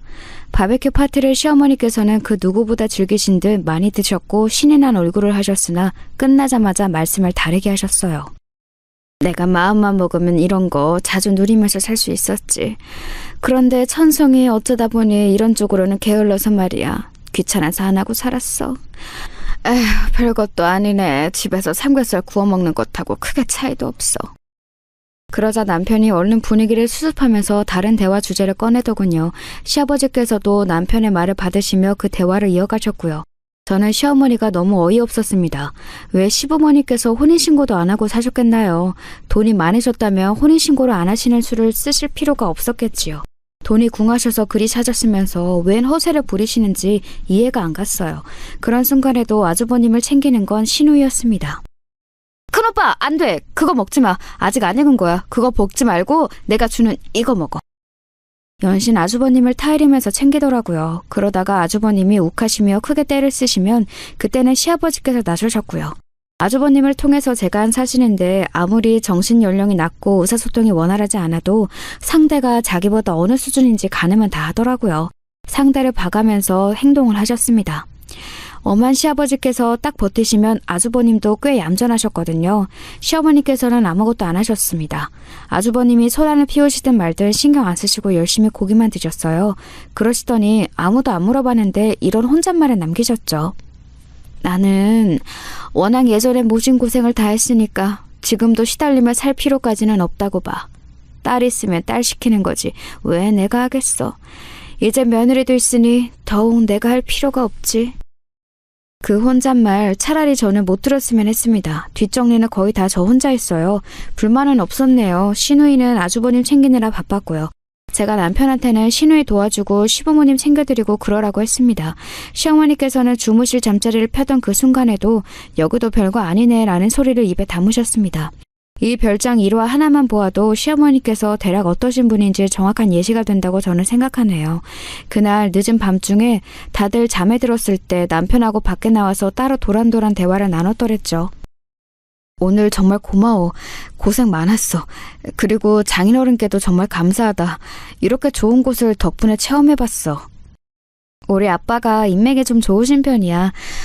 내가 생각하기에는 아마 주변 분들에게 잘하며 살아오신 것 같아. 저는 그런 대화의 순간에도 굳이 친정아빠의 주머니 사정이 아주 넉넉하다는 얘기는 안 했습니다. 그건 친정아빠 당사자가 그걸 원하지 않아서였네요. 친정부모님의 이혼은 친정아빠의 잘못 때문이었습니다. 왜냐하면 친정아빠가 피우셨던 바람이 원인 제공을 했거든요. 잠시 한눈을 파시는 실수를 저지르셨던 친정아빠는 이후 적반하장으로 구시는 실수까지 범하셨습니다. 당장에 사죄를 하셔도 부족했을 때에 당당하게 나가셨거든요. 나중에 저에게 그때의 감상을 밝히시기를 스스로도 그때 왜 그렇게 행동하셨는지 모르겠다고 그러셨어요.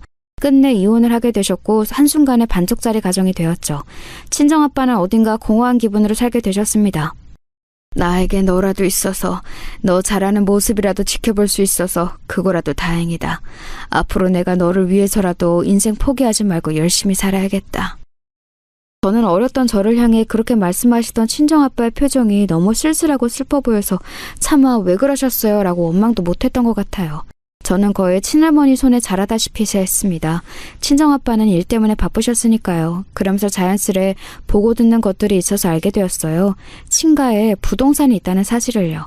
꽤 되는 재산이 집안에 있었던 거예요. 또한 친정아빠는 워커홀릭 마냥 일에 파묻혀 몰두하며 사셨는데 그러시면서 돈도 많이 버셨습니다. 그런데 그때 너무 무리를 하시는 바람에 몸에 무리가 오게 되셨죠.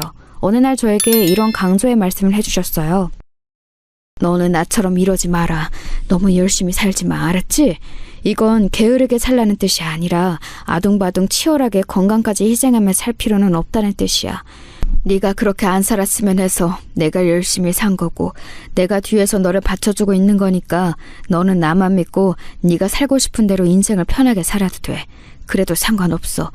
너에게는 내가 있으니까 언제까지고 내가 너의 믿을 구석이 되어주마. 못난 아빠로서 꼭 약속할게. 그 시기 저는 대학 입시를 완전히 망쳐서 눈물을 펑펑 흘리던 때였어요. 그런 때에 친정아빠가 저에게 해주셨던 그 말씀이 정말 큰 도움이 되었죠. 제가 홀가분하게 성적에 맞춰서 대학 진학을 할 수 있던 바탕이 되었고요. 그런데 대학 졸업이 가까워지자 친구들이 전부 취업 때문에 스트레스를 받으며 통장 잔고를 자꾸 들여다보고 계산기를 두드려보는 모습에 왠지 심란해지더라고요. 자만하게 살면 안 된다는 생각이 들었어요. 그리고 절대로 나는 믿는 구석이 있다고 자랑할 필요도 없다고 여겨졌습니다. 실제로 사회생활을 한 후에 처음 만났던 남자친구에게 부모님 이혼하셔서 아빠밖에 안 계신다고 하니까 아, 너 이혼 가정이었어? 라고 하면서 굉장히 떨떠름한 모습을 보이더니 근데 우리 아빠 재산 많은 편이야 라고 덧붙이니까 금세 반색을 하면서 전에 없이 저에게 엄청 다정하게 구는 모습을 보고 정이 떨어졌던 적이 있었네요. 불가항력적으로 정이 떨어지고 말았어요. 결국 헤어지게 됐고요. 저는 이런 고민을 친정아빠와 나눈 적이 있었습니다. 그랬다가 저는 아주 의외의 대답을 듣게 되었던 거예요. 네가 직장 생활을 한 지도 이제 좀 되었고 나는 일을 아예 관두고 이제부터는 좀 쉬어볼까 한다. 네? 쉬신다고요? 아빠가 일을 안 하시게 되는 건 환영이에요. 그건 너무 괜히 일을 아예 놓지는 못하시고 계속 이어가시는 느낌이라서 속으로 걱정이 됐었거든요. 그런데 일을 안 하시면 대체 뭐 하면서 지내시려고요? 유유자적하게 지내려고 한다. 자연을 보쌈아서 가끔 옛 친구들과 만나면 술이나 한잔하고 낚시 여행이나 떠나고 그러면서 살까 싶어. 내 고향 시골 동네로 가서 작게 농사도 지어볼 생각이 있고 말이야. 나는 떵떵거리며 살 생각이 조금도 없어. 100세 시대라고 하는데 떵떵거렸다가 나중에 큰 코 다칠라. 게다가 사실 떵떵거릴 돈도 없지. 죄다 지금 땅에 돈이 몰려있는데 그것들을 다 팔아야 돈이 되는 거지. 그냥 그대로 있으면 그게 무슨 돈이야? 신용카드 쓴 거 그 카드값도 다달이 내줄 수도 없는 게 바로 땅인데 안 그래? 내 말이 맞지? 네, 그런 것 같아요. 아빠 말씀이 맞아요. 아빠 말씀 듣고 나니까 제가 왠지 앞으로 더 성실하게 꽤 안 부리고 살아야 할 것 같다는 생각이 들었어요. 그렇게 살아볼게요. 내가 돈 없다고 해서 혹시 서운한 건 아니고 너무 시원하게 대답하니까 내가 왠지 멋쩍어지네. 아빠, 땅을 안 팔면 돈이 없다고 하셨죠? 저도 비슷해요. 아빠가 저한테 돈을 안 주시면 저는 돈이 없는 거잖아요. 그러니까 따지고 보면 아빠 돈은 제 돈이 아니라고 할 수 있죠. 혹시 아빠가 돌아가시면 제 돈이 되겠지만 지금은 아니잖아요. 그때 제 기분을 설명하자면 그야말로 시원섭섭이었던 것 같아요. 왠지 개운했죠. 제 명쾌한 대답을 들으신 친정아빠는 크게 웃으셨습니다. 저는 그 대화를 나눌 때 현금은 다 어쩌셨냐고 친정아빠를 향해 여쭤볼 생각도 따로 안 들었던 것 같아요. 어디에 투자를 하셨든 뭘 하셨든 알아서 잘 해두셨겠지 싶었네요. 제 인생 알아서 열심히 살면 되는 거라고 여겼습니다. 저는 그래서 남편과 연애도 평범하게 했고 결혼식도 아주 평범하고 수더분하게 올렸어요. 저는 그런 게 좋아서 그렇게 했습니다. 거창한 걸 워낙 싫어하는 성격이었거든요. 남편은 결혼식은 원래 신부가 주인공이니까 제가 하자는 대로 맞추겠다고 해줬고요. 그래서 평화롭게 소박한 느낌의 결혼식을 잘 마무리했었네요. 그런데 지금 돌아보니 결혼식 가지고도 시어머니께서는 말씀을 거두셨었어요. 나는 호텔 결혼식도 나쁘지 않은데 우리 아들이 널리고 널린 흔한 예식장이 괜찮다고 하니까 어쩔 수 없이 내가 그 의견을 존중해줘야겠구나. 그래, 내가 양보해야지. 대수롭지 않은 말투로 얘기를 하시길래 저도 그냥 별 생각 없이 넘겼어요. 하지만 결혼식이 끝나고 나서도 시어머니께서는 또 호텔 결혼식을 언급하셨습니다. 그때는 저도 좀 당황스러웠죠. 그러자 제 안색을 살핀 시누이가 대신 나서줬습니다. 엄마, 그만 좀 하세요. 호텔 결혼식이라뇨? 무슨 연예인이라도 돼요? 그랬더니 어디에 있어요? 언감생심 무슨 호텔 결혼식 타령이에요. 형편을 생각해야죠. 네가 돈 많은 남자 만나면 돼. 너 앞으로 남자 만날 때 강남에 산다는 남자로 만나라. 그러면 못해도 중간 이상은 가겠지. 엄마는 갑자기 발끈하시면서 그런 소리는 왜 하세요? 창피하게 정말.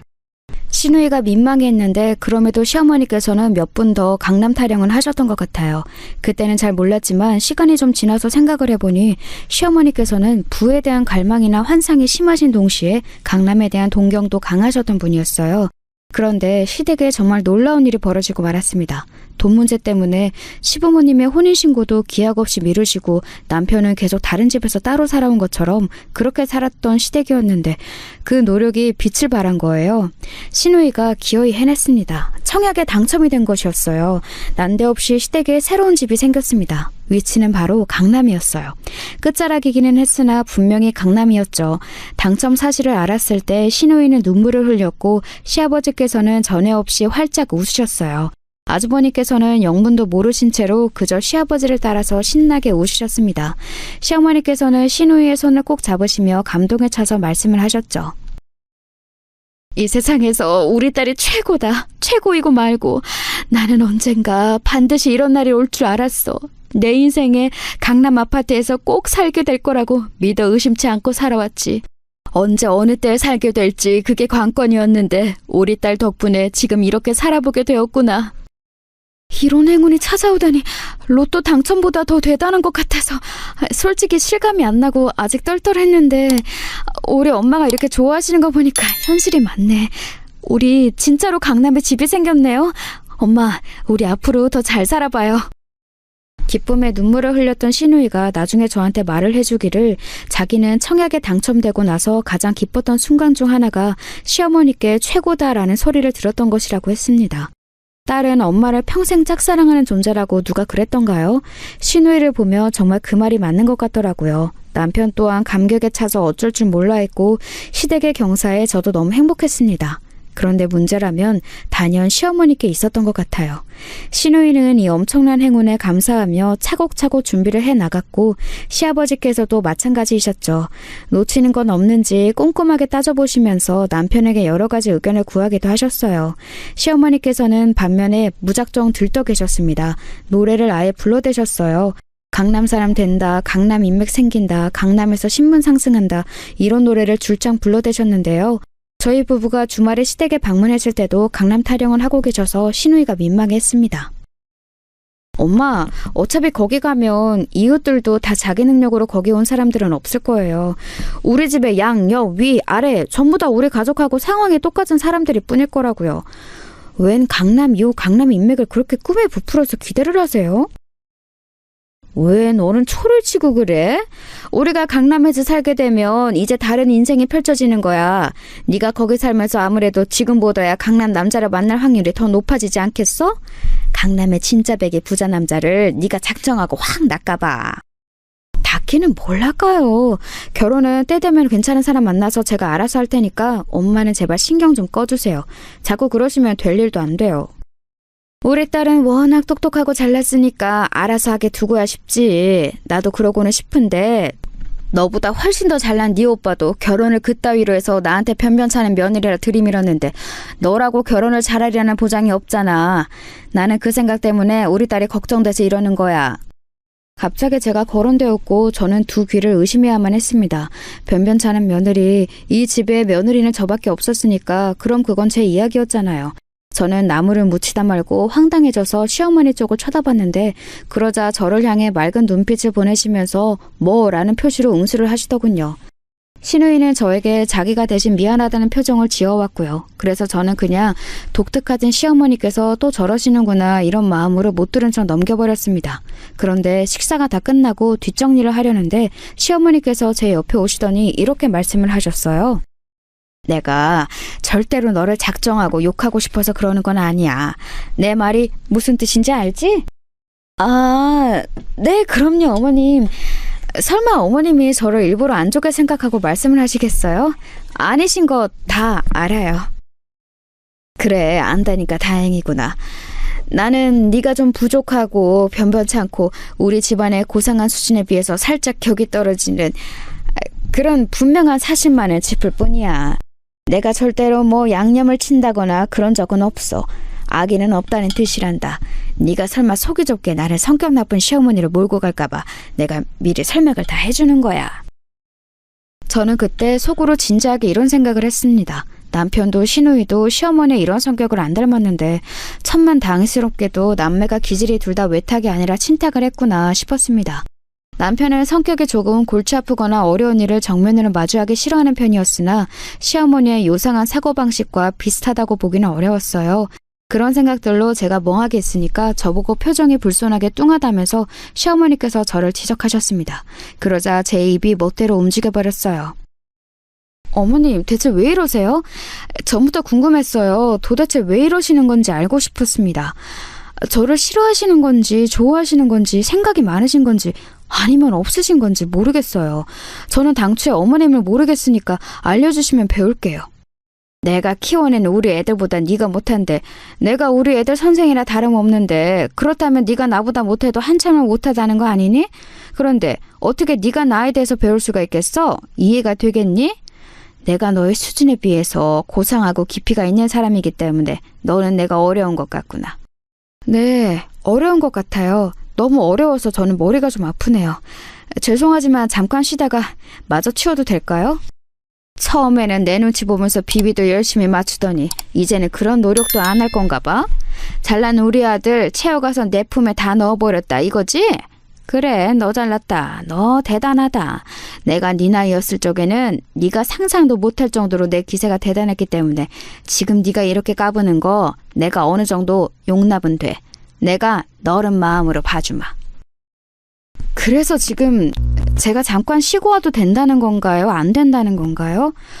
어머님, 혹시 제가 쉬러 가는 게 마음에 안 드시지만 그런 심정을 곧이 곧대로 말씀하시지 않겠다는 그런 생각을 가지고 계세요? 그러신 거예요?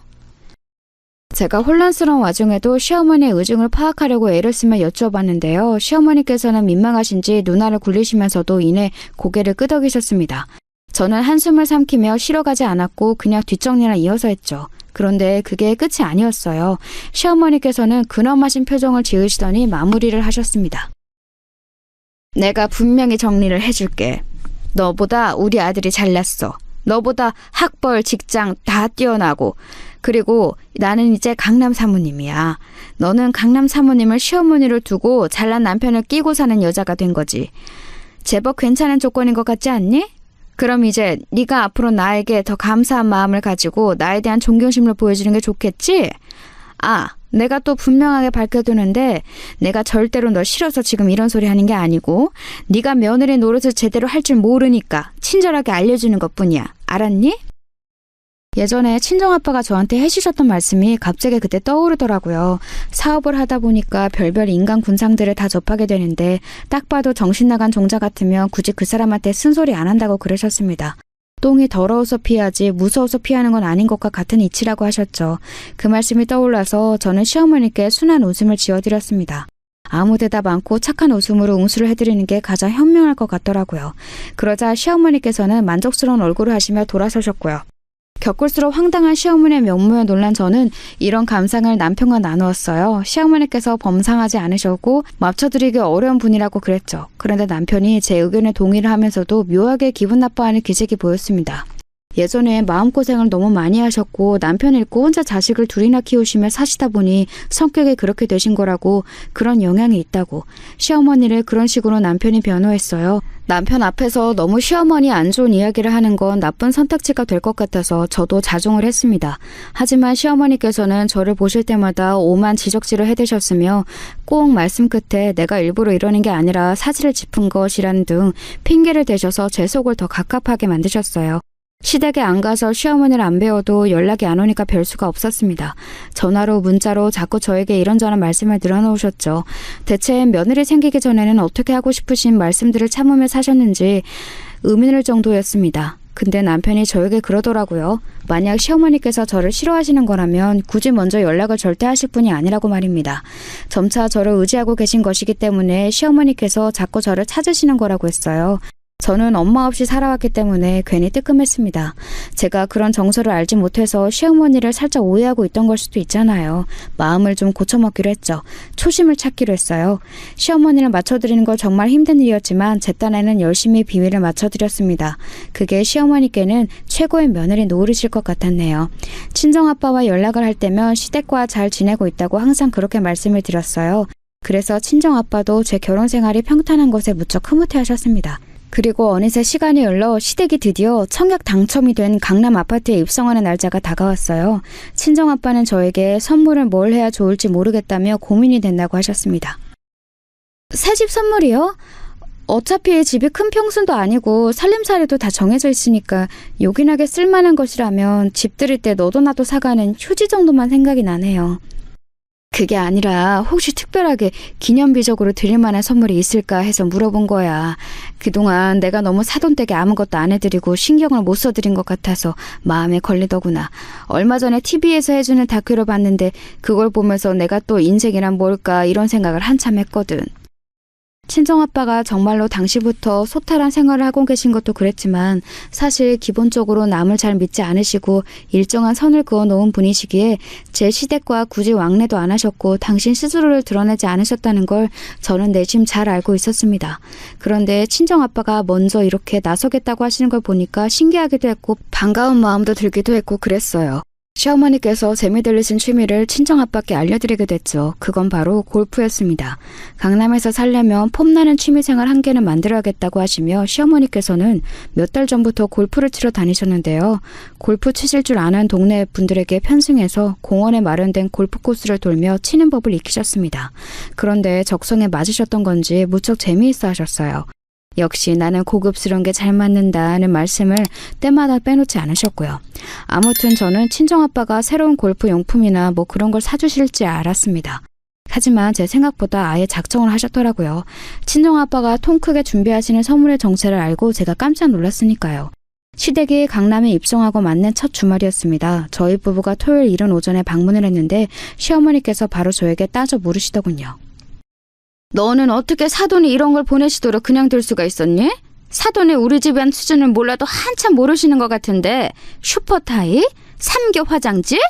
강남 사는 우리한테 고작 이런 걸 보내시다니. 알고 보니까 그 전날 저녁에 친정아빠가 보내신 집들이 선물이 도착한 모양이었어요. 대용량 빨래 세제와 30롯짜리 화장지였습니다.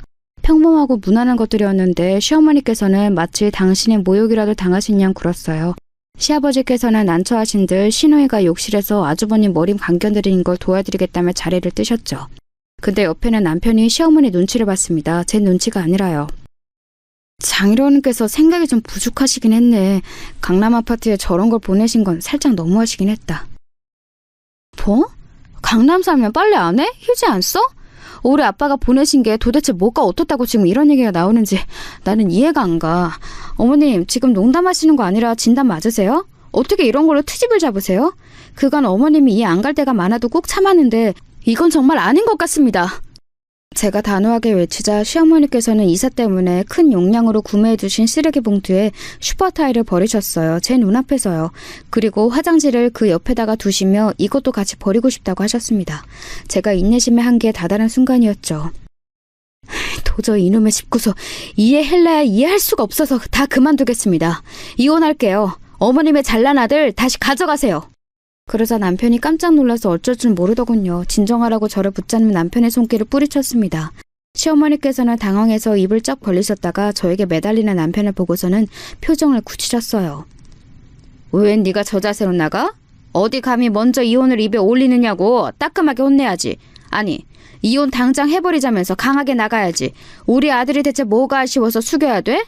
강남 입성해서 행복할 때 찬물을 끼얹는 것도 정도가 있지. 너 같은 며느리 나도 싫다. 그러세요? 잘 됐네요. 제가 싫으시니 그럼 이것도 싫으실 텐데 이건 없던 걸로 할게요. 저희 아빠가 진짜 선물로 준비하셨던 건데 어쩔 수 없죠. 제가 품에서 꺼내든 게 있었습니다.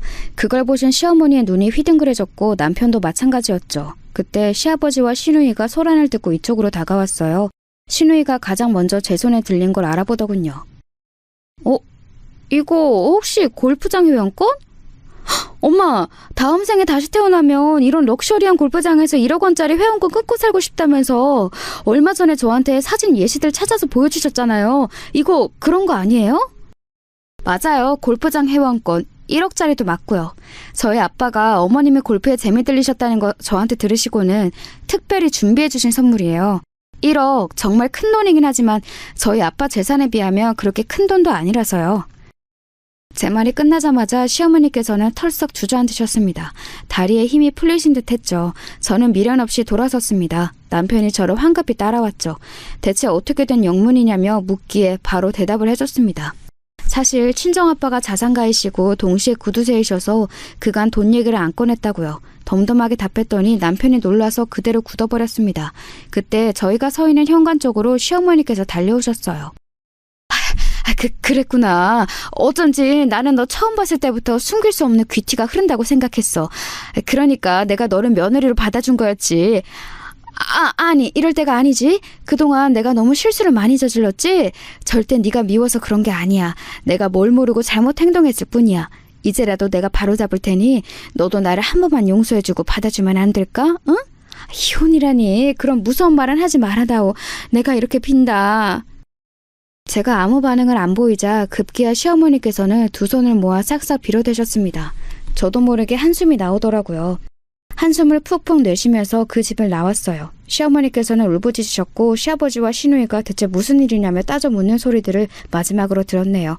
그리고 그날 저녁 남편이 제 앞에서 정식으로 사과를 했습니다. 그간 시어머니의 도를 지나친 황당한 언행을 자기가 알면서도 방관했고 저를 곤란하게 만들어 온 점 미안하다고 하더군요. 그 외에도 구구절절한 사과가 이어졌어요. 사실 진짜 남편과 끝낼 생각까지도 했었는데 결국 그러지는 않았습니다. 어쨌거나 남편이 매사 저에게 진심이었던 걸 저는 알았으니까요. 그리고 시누이가 마음에 걸려서 그랬어요. 답이 안 보이는 시어머니 같으신 분을 자기 자신보다 챙기며 장애인 큰오빠까지 도맡고 있는 데다가 자기 일도 다니고 있는 그런 열심히 사는 시누이가 눈에 밟혔습니다. 그래서 저는 이혼을 안 하는 조건으로 시누이의 독립을 내걸었어요. 아주버님을 위한 도우미 한 분을 고용하는 비용은 제가 부담하기로 했고요. 대신 그분이 24시간 상주하시는 건 아니니까 남은 시간들은 시어머니께서 당신의 큰아들을 케어하시라고 했습니다. 그러자 시아버지께서는 흔쾌히 응하셨네요. 시어머니께서는 낭패 어린 표정이셨지만요. 시누이는 따로 자취생활을 시작했고 저에게 천국이 따로 없다는 소감을 전해왔습니다. 골프 회원권은 친정아빠께 다시 돌려드렸어요. 남편이 그러자고 주장했거든요. 그런데 웃긴 건 친정아빠가 저에게 아무런 이유도 안 물어보셨다는 겁니다. 정말 대단하신 분이에요. 그 이후로 시어머니께서는 더 이상 제 앞에서 허황된 말씀을 안 하게 되셨답니다. 이 변화가 가장 반가운 대목 같네요.